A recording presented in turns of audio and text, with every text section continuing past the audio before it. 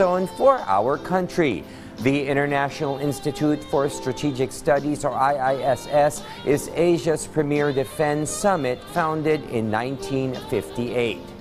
IISS is the leading global authority on geopolitics and strategy and is known for its authoritative research, influential publications, and products worldwide. It is where the ministers huddle and debate the region's most pressing security challenges.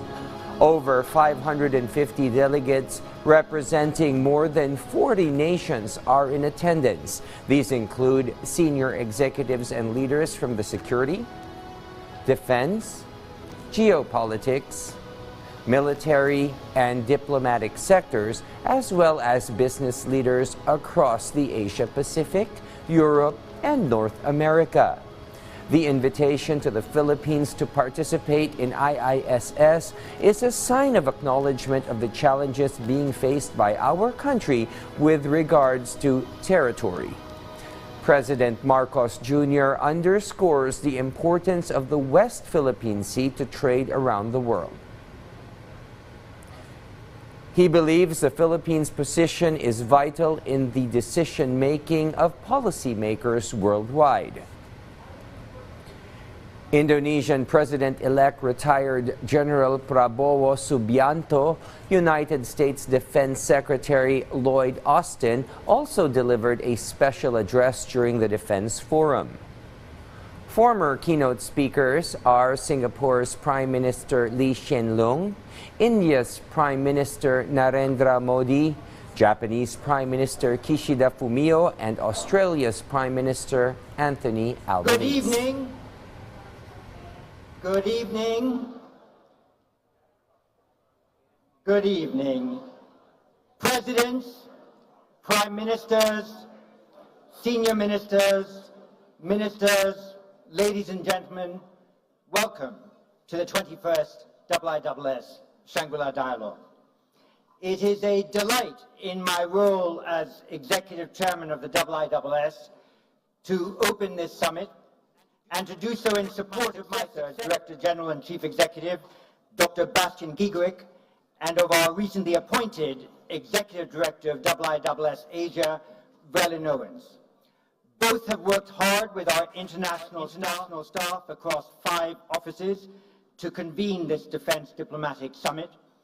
I am proud to see a new generation of the IISS carry on the Institute's strategic culture that we have created to generate facts, produce analysis, and exert influence on matters of war, power, and rules from an international perspective with an international composition and an international reach.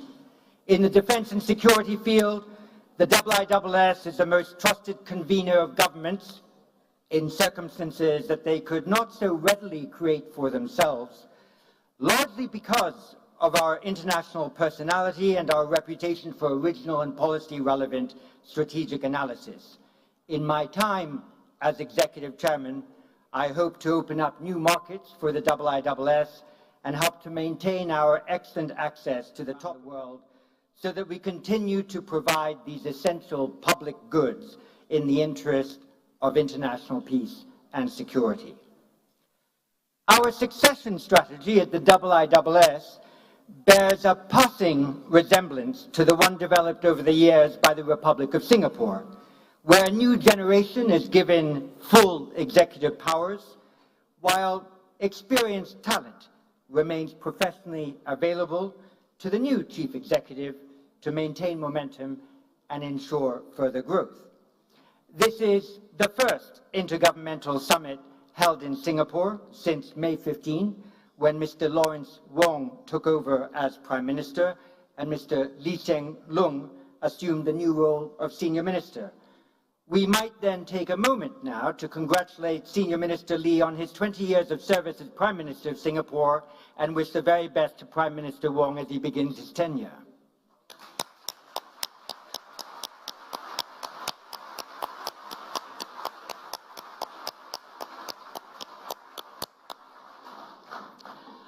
Unfortunately, sound and strategic leadership is in short supply internationally, while tensions and conflicts globally reach new peaks. In previous dialogues, leaders have referred regularly to the so-called rules-based order.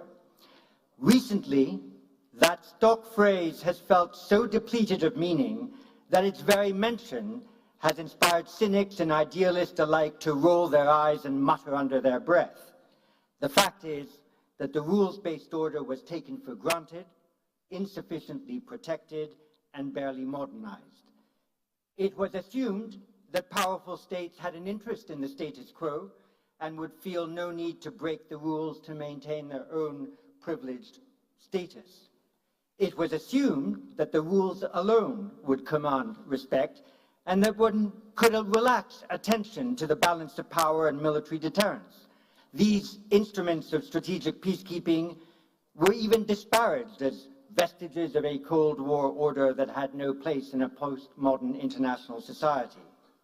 It was assumed that an international legal order installed decades and in some respects centuries ago had no need to be updated, despite the fact that none of us would be content to see domestic laws stuck in previous eras without amendment, detached from evolving realities, norms, and societal preferences. As a result, we convened the Shangri-La Dialogue this year, bearing witness to and having to cope with a rules-broken international order. The rules have been marginalized by a multiplicity of bad actors, while the good strategic habits for their maintenance have withered, and little effort has been made to rekindle them. As a result, both the North Atlantic and the Greater Middle East are suffering with a rules-broken international order. In the North Atlantic strategic arena, the essential political military muscle memory developed in the second half of the last century has been forgotten. How else can one explain that the supporters of Ukraine, exercising its UN Article 51 right of self-defense, put end-user limitations on their arms transfers and prohibit Ukraine from targeting its enemy on its invader's territory for fear of escalation? Good strategists put the fear of escalation in their opponent's mind, rather than marinate it in their own heads and then give it public expression, thus enlarging, rather than limiting, the room for maneuver of their adversary. In the Greater Middle East, the basic strategic maxim that war is a continuation of politics by other means has been forgotten. As a state defending itself from a brutal terrorist non-state actor has pursued a maximalist military aim without any realizable political objective, irresponsibly losing international support for its legal right to self-defense almost by the day. Good strategists rally the international community to their cause and work closely with allies to secure reasonable objectives that then quell the support for malign or non-state actors who operate outside the international system and without any regard for its rules. In Asia, where most leaders speak of a multipolar world, there is an unspoken concern that over time there might emerge a unipolar Asia. How else to explain the multiplicity of new defense and security alignments, often in unilateral formats that are intended to bind more countries within the region together and engage more states from outside the region in its evolving security arrangements? Good strategists also work to keep a variety of lines of communication open with their potential adversaries and find subjects on which to find common cause to reduce potential areas of friction and increase the scope for cooperation. This is difficult in Asia because it is here where there is the most complex mixture of economic statecraft and military strategy that combine to form the geopolitics of the region. Asia must avoid the long-standing European fantasy that a rules-based order can be maintained without a constantly refreshed balance of power. Asia must also avoid the prevailing Middle East conceit that the exercise of power alone can define the rules by which a region is governed. The challenge to which the participants in the IISS Shangri-La Dialogue should rise is to find ways to build a fresh rules-based order within the Asia-Pacific that is relevant to the specific issues that dominate geopolitics and geoeconomics here. The US and China have reason to discuss their nuclear deterrence and nuclear weapons doctrines. There should be an intensification of talks on maritime security, including not just ensuring reasonable freedom of navigation through international waters, but also adequate protections for the undersea cables and infrastructure that support the global economy. Confidence-building measures must be found that create a minimum of strategic trust, not just paper over diplomatic cracks. Defense diplomacy needs to be more effectively joined to legal diplomacy if a regional rules-based order is to arise. Rules cannot just sprout in the abstract. International law develops through deliberate state practice that establishes new conventions, which then command wide support. If the international community is to reclaim strategic literacy, a proper understanding of the relationship between war, power, and rules is vital. Balancing power with the emergence of agreed rules is the end to which the defense diplomacy at the IISS Shangri-La Dialogue must aim. Against that background, it is splendid that our keynote speaker this year is the Republic of the Philippines President Bongbong Marcos. Since assuming office, President Marcos has made no fewer than 25 international trips to 17 countries in Asia, the Middle East, North America, and Europe. These trips have garnered investment commitments in excess of $72 billion. The Philippines has seen significant GDP growth of 7.6% in 2022 and 5.6% in 2023, and likely to rise above that this year.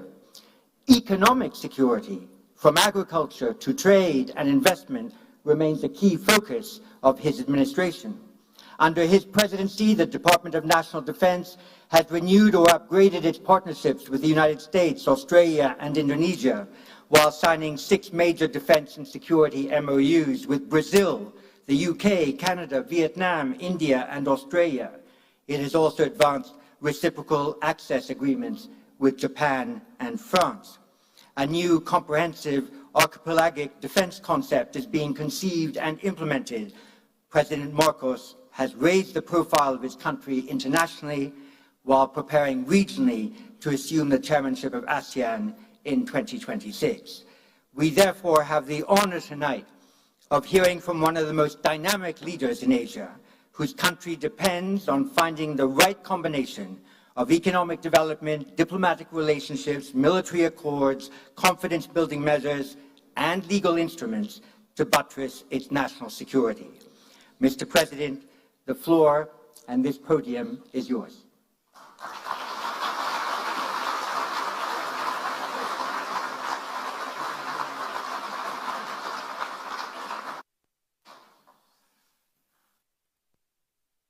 Thank you very much for that very kind and thorough introduction. Prime Minister Lawrence Wong, Senior Minister Lee Hsien Loong, Sir John Chipman, of course, Your Excellencies, ladies and gentlemen. I thank the International Institute for Strategic Studies for convening this open, frank, and constructive conversation on pressing strategic issues confronting our region. I also thank the government of Singapore, especially Prime Minister Wong and Senior Minister Lee, for providing an environment that is conducive to this dialogue. The notion of Shangri-La conjures up a mystical sense of tranquility, of free souls living in peace and harmony. And it may sound like a wishful concept, but it is symbolic of a continuing dream, an international community that lives in peace, upholds the rule of law, and enables all nations to thrive in pursuit of their respective aspirations. We Filipinos are paragons of this dream. Our history reflects our commitment to the values that engender amity, fraternity, and sovereign equality amongst nations. Our commitment to peace and to the rule of law inheres in how we have defined our sovereign home. When we established our Commonwealth in 1935, we put together a constitution that defined our territory in accordance with the international treaties that became the basis of our archipelagic unity. The Treaty of Paris between Spain and the United States crystallized our islands into a cohesive whole. The Treaty of Washington clarified the extent of our sovereignty and patrimony and a line set by international powers. We sought to uphold and preserve the integrity of our country's physical unity through international law. Together with others, we put forward the Archipelagic Doctrine, which regards all archipelagic states as a single unit, with the waters around, between, and connecting their islands, irrespective of their breadth and dimension, forming part of their internal waters. This doctrine has since been enshrined in the 1982 United Nations Convention on the Law of the Sea, or the UNCLOS. The same convention also clarified the limits of each state's maritime zones and defined the extent with which they could exercise sovereignty, their sovereign rights, and jurisdiction over those zones.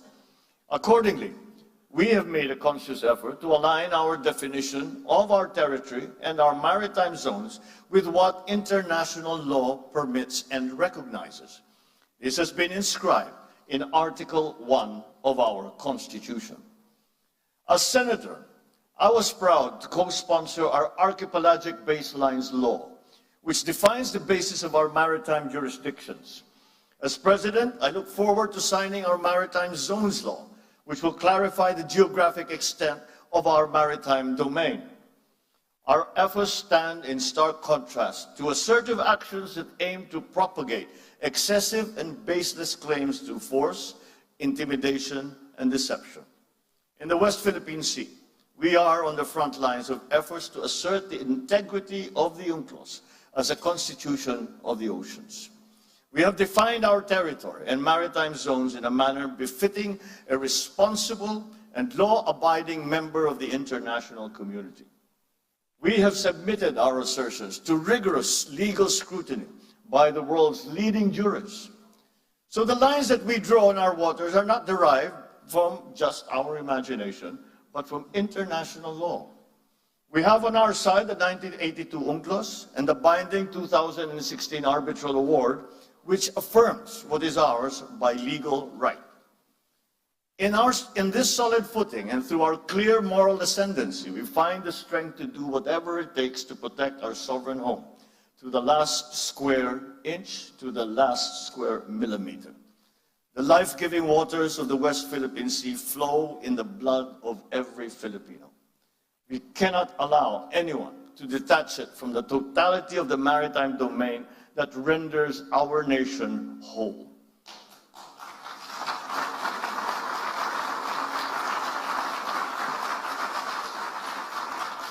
As President, I have sworn to this solemn commitment from the very first day that I took office.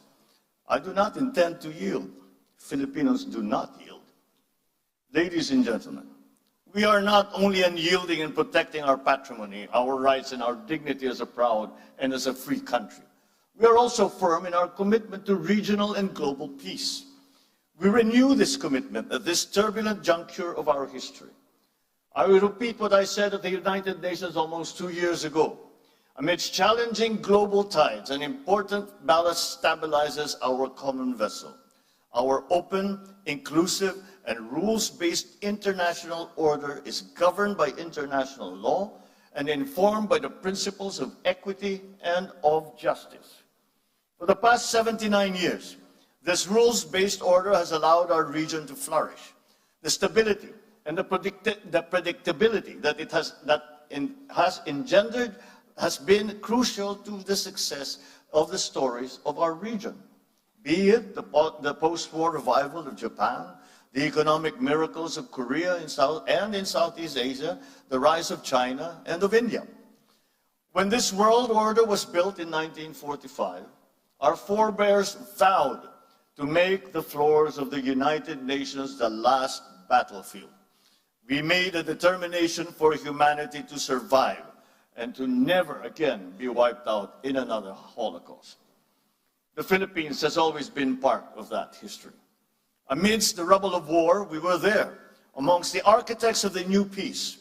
We stood on behalf of colonized peoples of Africa and Asia.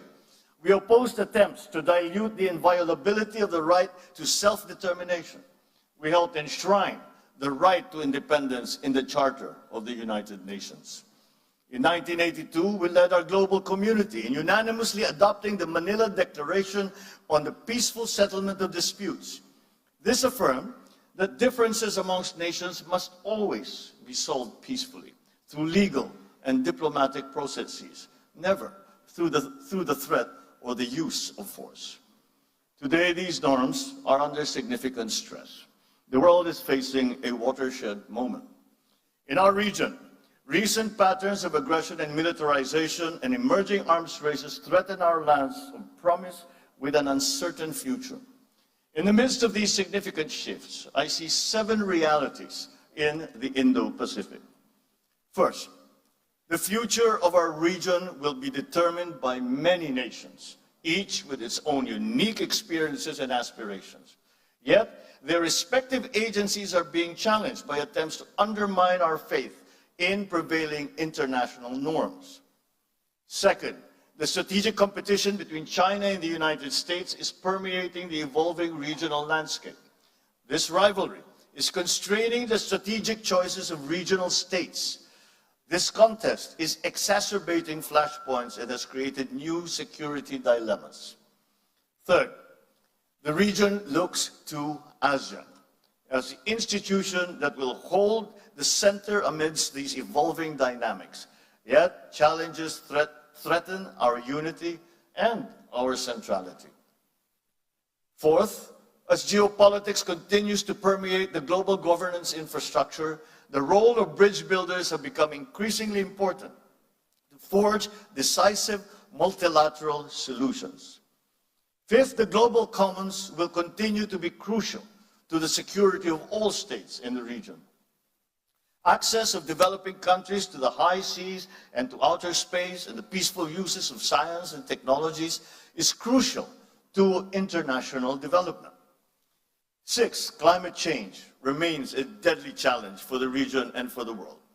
It is the first truly global threat, and for the first time, we face a crisis that affects every single human being on Earth and requires action from every single human being as well. And finally, the development of advanced technologies is rapidly transforming human life and experience. These technologies will solve many of our old problems, but they are so powerful that they also have the potential to disrupt our political and our social orders. These 7 realities muddle the waters that we have to navigate in our collective journey as a community of nations. We cannot reverse course. We must persevere. We must push through. The current juncture does not call for a revision of the regional order. Instead, it calls for the reaffirmation of the wisdom of San Francisco in 1945, of Bangkok in 1967, and of Manila in 1982. Let us return to San Francisco and reaffirm the sovereign equality of all states. We must reject unjust narratives that seek to subsume distinct national interest in a so-called major country dynamic, which seeks to impose a hierarchy amongst nations. Those who came before us worked painstakingly throughout the last century to bury the era of spheres of influence and of buffer states. We should not allow its ghost to haunt our region once again. Let us also return to Bangkok and support ASEAN's effort to build a rules-based, people-oriented, and centered on regional community. Any state that professes a stake in the continued peace and stability of this region must respect ASEAN's centrality, not only with words, but with action. All partnerships and arrangements must never displace or dilute, but rather uphold and complement ASEAN's central role. So let us return as well to Manila and reaffirm our common understanding of how international law governs the peaceful settlement of disputes. Amidst misleading narratives that seek to discredit international legal procedures, there is a need to reaffirm those modalities are an expression of good faith. They are a service to the progressive development and codification of international law. They are never an unfriendly act. Ladies and gentlemen, The past inspires the needed clarity and foresight to confront the challenges of the present and to build a future to which we all aspire. From the achievements of San Francisco, Bangkok, Manila, we as a region draw our abiding compass. First, the sovereign equality of states must remain sacrosanct. Second, ASEAN and ASEAN-led processes must remain central. Third, the rule of law and the integrity of multilateralism must prevail. These three constants guide our efforts to prepare ourselves for the challenges ahead. We need to begin by resoundingly rejecting misguided interpretations that paint our region as a mere theater of geopolitical rivalries. We are not mere bystanders to unfolding world events. We are the actors that drive those events. We are the main characters in our collective story. We are the owners of the narratives of our regional community. Thus, we reject any attempt to deny strategic agencies, especially by force, that seek to subordinate our interests to anyone else's. China's determining influence over the security situation and the economic evolution of this region is a permanent fact. At the same time, the stabilizing presence of the United States is crucial to regional peace. It's never a choice. Both countries are important. The continued stability of this region requires China and the United States to manage that rivalry in a responsible manner. Pending the total elimination of nuclear weapons, China and the United States have a unique responsibility to undertake concrete measures to reverse the recent increase in nuclear stockpiles and to alleviate the risks of nuclear conflict. For a long time, the nuclear disarmament discourse has focused on the Euro-Atlantic. Together with our strategic partners, Australia and Japan, the Philippines has been seeking to bring Indo-Pacific issues to the fore. We promote nuclear risk reduction in the region through the ASEAN Regional Forum. We push for the negotiations for a fissile material cut-off treaty at the United Nations. We will not waver in these efforts. Our work towards a world free of nuclear weapons is rooted in our desire to extinguish the last vestiges of the Cold War. Yet the danger of regional regression towards Cold War thinking has never been more pronounced. It has become even more crucial for us to assert that the future of our region will be driven not by one or two powerful countries, but by all of us. Peace, security, and stability are the business of all countries. The interests and responsibilities of all states in the community of nations must always be acknowledged. All our voices must be equally heard. As a Pacific nation, the Philippines shares with our eastern kin the same experience of a climate-vulnerable country. It is clear to us that the Pacific Island states must become part of any meaningful discussion regarding the future of our region. It's time to put the Pacific back into Indo-Pacific. We also share with South Asia states similar aspirations as rapidly growing economies. Their continued development rests upon the maintenance of peace and stability in the Indian Ocean region. In the same vein, the economic security of East Asia depends upon the freedom of navigation and unimpeded passage in the South China Sea and in the East China Sea, and the stability of the Korean Peninsula and the Taiwan Strait. By virtue of geographic proximity and the presence of Filipinos in Taiwan, we have a legitimate interest in cross-strait issues. The Filipino people have a long history of fraternal bonds with the people on both sides of the Taiwan Strait. Peace and stability must prevail. Therefore, we continue to urge all parties to exercise restraint on the issue. Lasting peace in the Korean Peninsula, on the other hand, is a collective responsibility of the entire region. The DPRK must comply with all its international obligations under relevant UN Security Council resolutions and commit to constructive and peaceful dialogue with the Republic of Korea. Finally, any effort to resolve maritime differences in the East China Sea and the South China Sea must be anchored on international law, particularly UNCLOS. We must accord due regard to the legitimate interests of all parties and respect legally settled rights. We cannot afford any other future for the South China Sea other than the one envisioned by ASEAN, that of a sea of peace, stability, and prosperity. Unfortunately, this vision remains for now a distant reality. Illegal, coercive, aggressive, and deceptive actions continue to violate our sovereignty, sovereign rights, and jurisdictions. Attempts to apply domestic laws and regulations beyond one's territory and jurisdiction violate international law, exacerbate tensions, and undermine regional peace and security. But despite all this, the Philippines remains committed to the cause of peace, upon which our constitutional order is premised. We are committed to addressing and managing difficult issues through dialogue and through diplomacy. The 1982 UNCLOS and the binding 2016 Arbitral Award provide a solid foundation for the peaceful resolution and management of disputes. Our policy in the South China Sea is built upon these two touchstones. We will continue to work with ASEAN and China towards an effective and substantive code of conduct, one that is firmly moored in UNCLOS. As the world's second largest archipelagic nation, we have more sea than land in our territory. We are among 18 mega-diverse countries in the world, and we have the fourth longest national coastline. We will continue to build upon our significant footprint in enriching UNCLOS, the Convention on Biological Diversity, and the High Seas Treaty.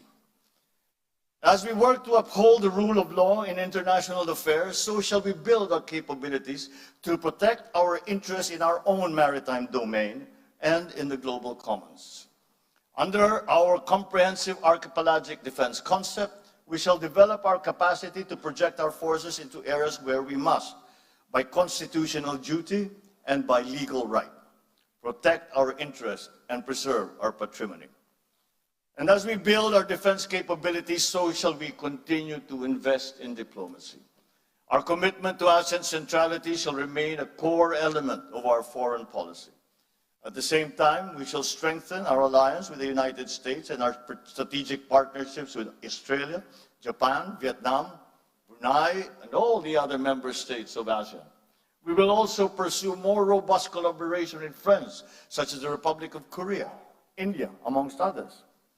Collaborative endeavors among a few states that share specific interests built into pillars that support the architecture of regional stability.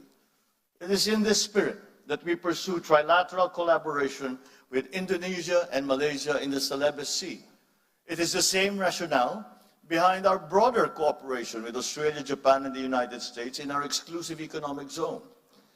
Last month, the Philippines, Japan, and the United States adopted our joint vision statement on enhancing economic cooperation and contributing to regional peace and security through trilateral cooperation. These partnerships reflect our commitment to preserving, defending, and strengthening the rules-based regional order. And yet the scope, the depth, the breadth of the challenge that our region now faces requires our collective, our inclusive, and our decisive action. Addressing the realities of our regional security landscape requires our greater collective political will. Let us begin by realizing the vision set for us by leaders past. In 1976, 5 leaders of Southeast Asia, including my father, signed the Treaty of Amity and Cooperation in the Southeast Asia, or the TAC. This landmark treaty is meant to promote perpetual peace, everlasting amity, and cooperation amongst nations. Its goal is to contribute to their strength, the solidarity, and closer relationship. The TAC's provisions were relevant then, and they remain relevant to this day. It is no wonder then that the 54 parties from all regions of the world, many of which are represented in this dialogue, have now acceded to this landmark instrument, with nearly a dozen more countries expressing their desire to be bound by the TAC's tenets. This indicates that all stakeholders in the future of this region are committed to peace. It is timely for parties to consider how this treaty can help address the geopolitical and geoeconomic issues facing the region today, and the looming challenges ahead. So as we look to the future, let us breathe new life into this noble purpose and the principles of this treaty. Ladies and gentlemen, beyond the regional horizon, we recognize the importance of upholding multilateralism. It remains the single viable platform for collective action against transcendent global challenges. We must therefore step back from the precipice of paralysis. We should transcend geopolitics, find common ground, work to strengthen global institutions. This requires active leadership on the part of middle powers, which have the capacity to cross political and ideological lines, forge genuine consensus, and lead credible efforts towards decisive multilateral solutions. I am proud of the Philippines' efforts to build bridges on issues ranging from climate action to disarmament and non-proliferation, from sustainable development to equitable global health cooperation. In all our multilateral engagements, we seek to bridge global conversations with our unique regional perspectives. Just as Indo-Pacific states must determine our own destiny, so too must we be active participants in charting the future of the world. We must shape the rules. We must build those bridges. It is in this context that we are actively seeking to amplify Indo-Pacific voices in the context of global conversations on the issue of lethal autonomous weapon systems. We will likewise seek regional consensus regarding the development of norms of responsible behavior in outer space and in cyberspace. We will bring our experience as a trusted partner, credible pathfinder, and committed peacemaker when elected to the United Nations Security Council for the term of 2027 to 2028. My country has come a long way in our painstaking, often difficult, but steady journey towards the fulfillment of our people's aspirations.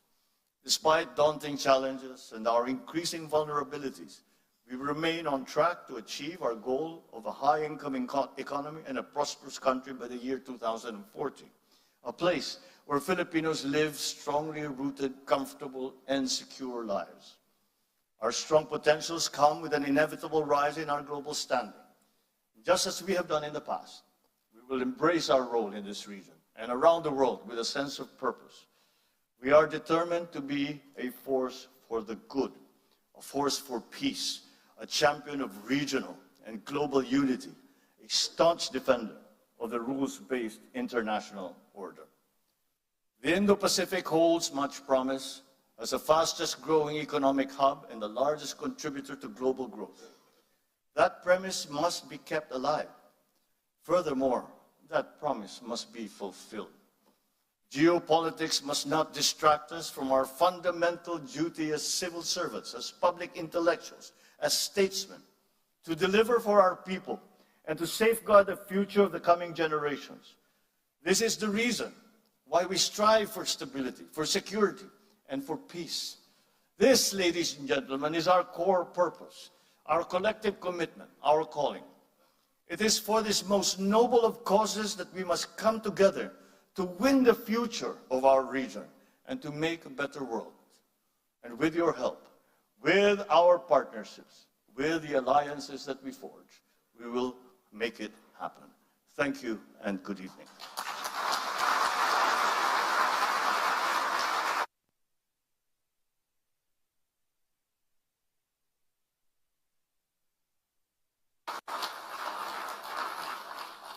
Thank you very much for an inspiring address. You've been kind enough to take perhaps 2 or 3 questions.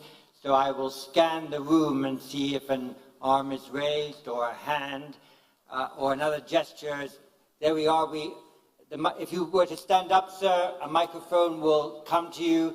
May I remind you that we need a question and take no more than 60 seconds if you can, as will your successor.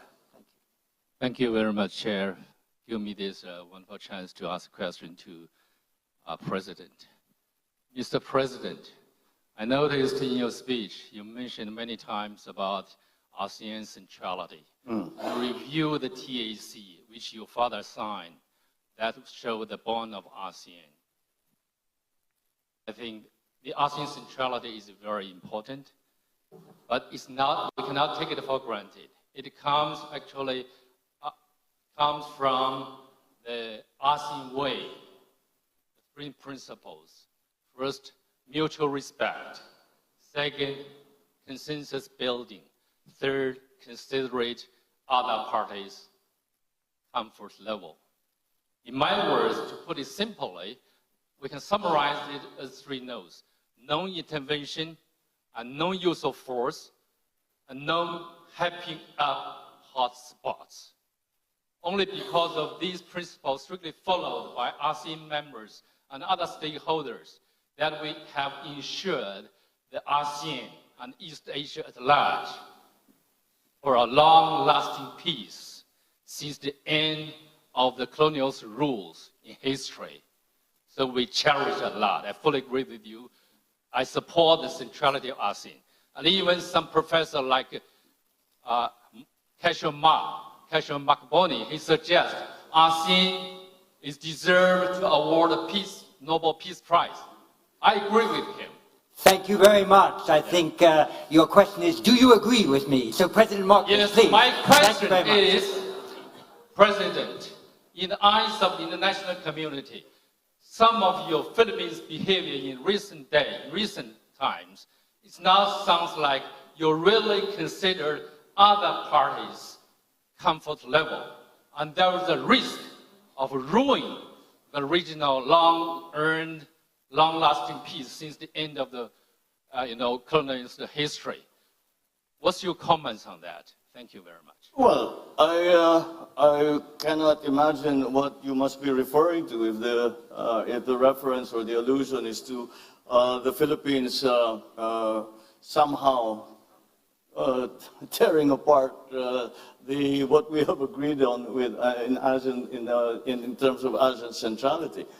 Quite the contrary. I think if you examine more closely the remarks that I just made, I precisely focus on ASEAN centrality, and that the principles that are laid down that are involved in the concept of ASEAN centrality are some things that we must use to guide us.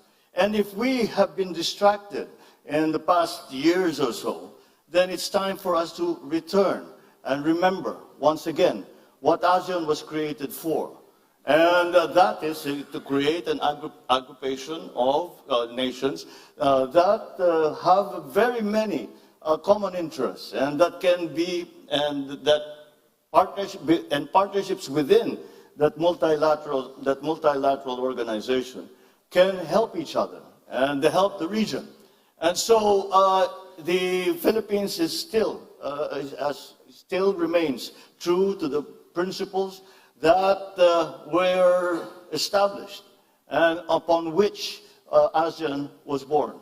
And I think, as I said, that many of these things we no longer speak of today, but we must, because they are as relevant today as they ever were, perhaps even more so, because the global situation is a great deal more complicated than it used to be before. I would even go far as to say there is no such thing as a regional issue any longer. We have all experienced the unexpected effects of the war in Ukraine, of the conflict in the Middle East, and all of these, and when we talk about the South China Sea, we have to also remember that the South China Sea is the passageway for half of the world trade. And therefore, the peace and stability of the South China Sea and the freedom of navigation of the South China Sea is a world issue.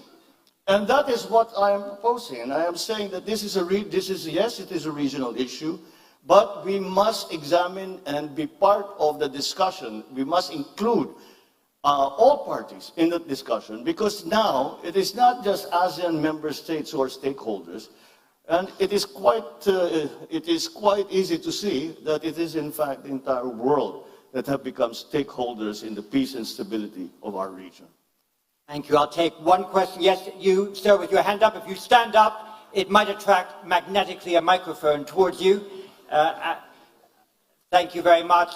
And immediately after your question, once you've identified yourself, I'll ask a third person for the final question. The President will take both. Thank you, sir.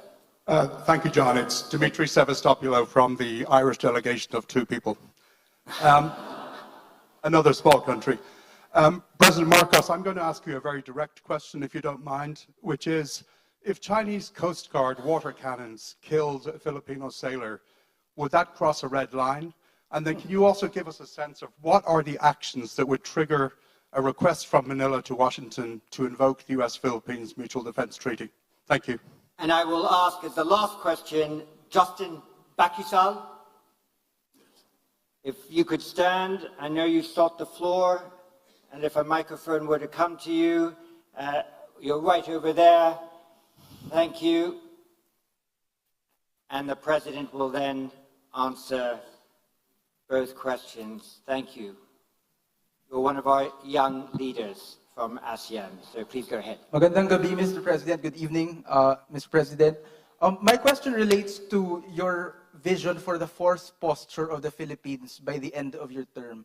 So the Philippines has always discussed that the defense of our national territory is primarily our responsibility under the unilateral defense plan. So what specific force packages are you eyeing particularly in the next coming years, and what exactly are we to expect after Horizon 3 of the AFP modernization program? Thank you. Thank you. What the gentleman is referring to, the Horizon 3 acquisition program, is the acquisition program that our Department of National Defense has just completed. Then we are presently in the process of finding suppliers for all the different requirements that we have to build up our capabilities in the armed forces of the Philippines, and that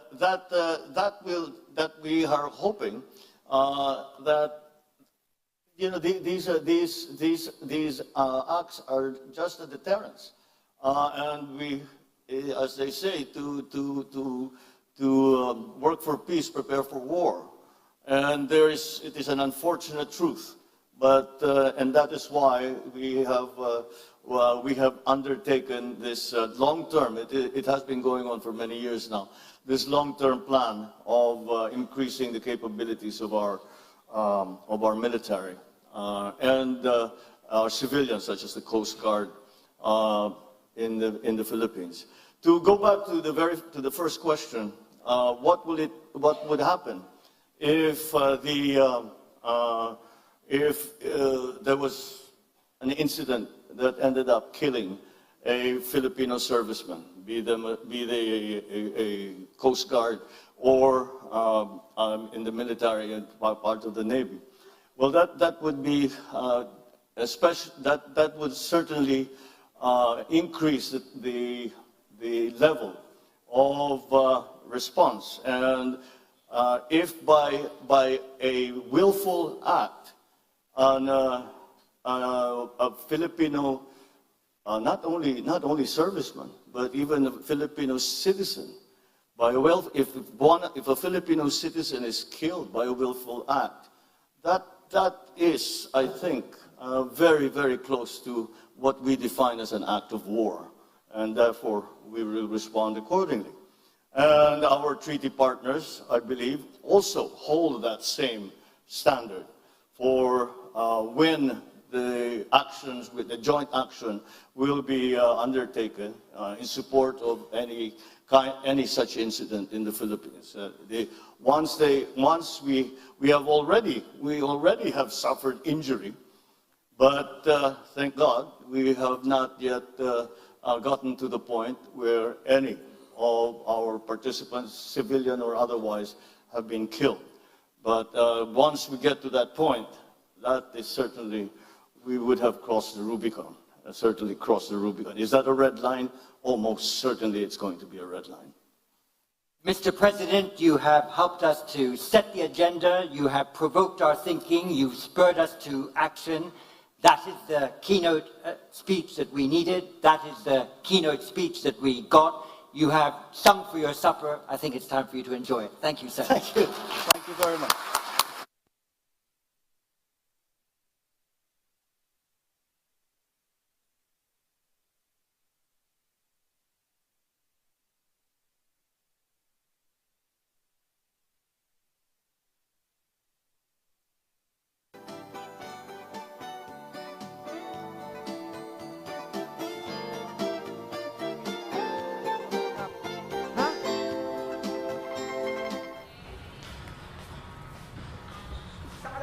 Uy!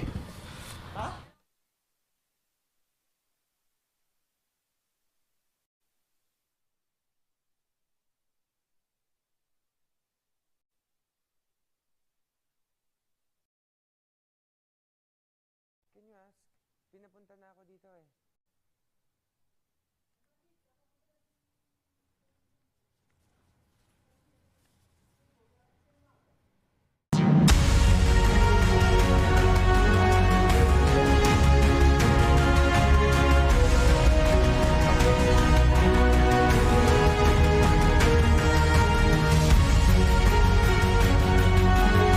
Marcos Jr.'s keynote speech at the International Institute of Strategic Studies, or IISS Shangri-La Dialogue.